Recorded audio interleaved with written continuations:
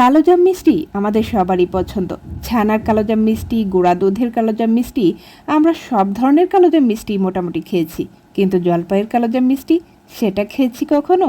যদি খেয়ে না থাকেন তাহলে আজকের ভিডিওটি আপনাকে দেখতেই হবে। হ্যালো এভরিওয়ান, কেমন আছেন সবাই? ট্রাইস কুকিং অ্যান্ড ব্লগের নতুন একটি রেসিপিতে সবাইকে স্বাগত জানাচ্ছি। আজকে আমি আপনাদের সাথে শেয়ার করব জলপাইয়ের কালোজাম মিষ্টি। তো তার জন্য আমি এখানে বড় সাইজের জলপাই নিয়েছি আর নিয়েছি কাঁটা চামচ। তো কাঁটা চামচ দিয়ে আমি জলপাইগুলোকে এইভাবে কেচে নিচ্ছি, অর্থাৎ মোরব্বা যেভাবে বানাই সেইভাবে কেচে নিতে হবে।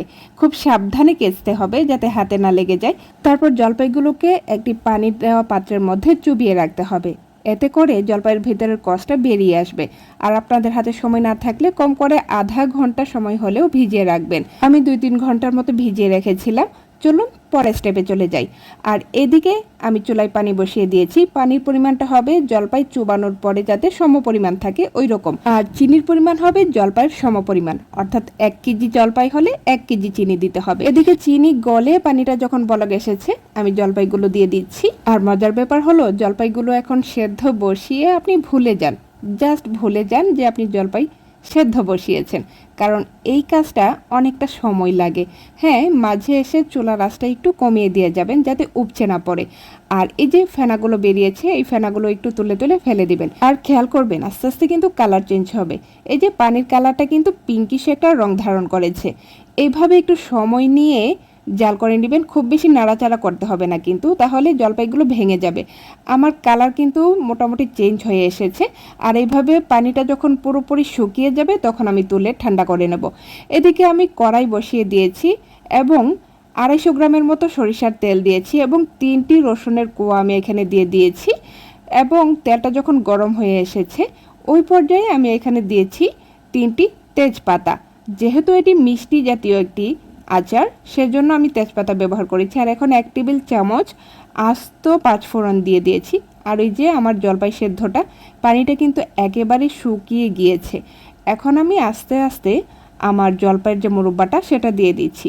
এটা কিন্তু এই পর্যায়ে এসে খাওয়া যাবে মুরব্বা হিসেবে।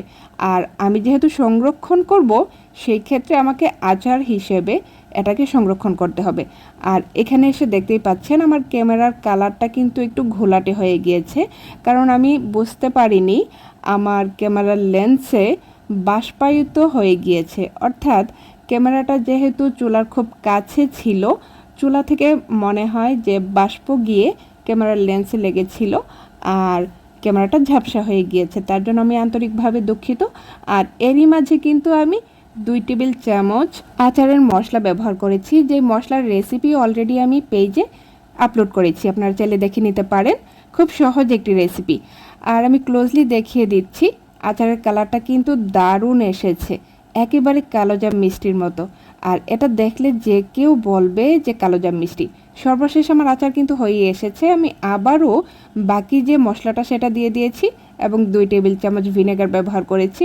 আর এখন আমি পরিবেশন করে দেখাচ্ছি। আমি ভিডিওর সৌন্দর্যের জন্য উপরে কিছু পেস্তা বাদাম ছিটিয়ে দিয়েছি, এটা সম্পূর্ণই অপশনাল। আর এই আচারটা আমার হাজবেন্ড এত পছন্দ করে, মূলত তার পছন্দের জন্যই প্রতি বছর আমাকে এটা বানাতে হয়। আশা করি আপনাদেরও ভালো লাগবে। তো আজ এই পর্যন্তই, দেখা হবে পরবর্তীতে নতুন কোনো রেসিপি নিয়ে। আল্লাহ হাফেজ।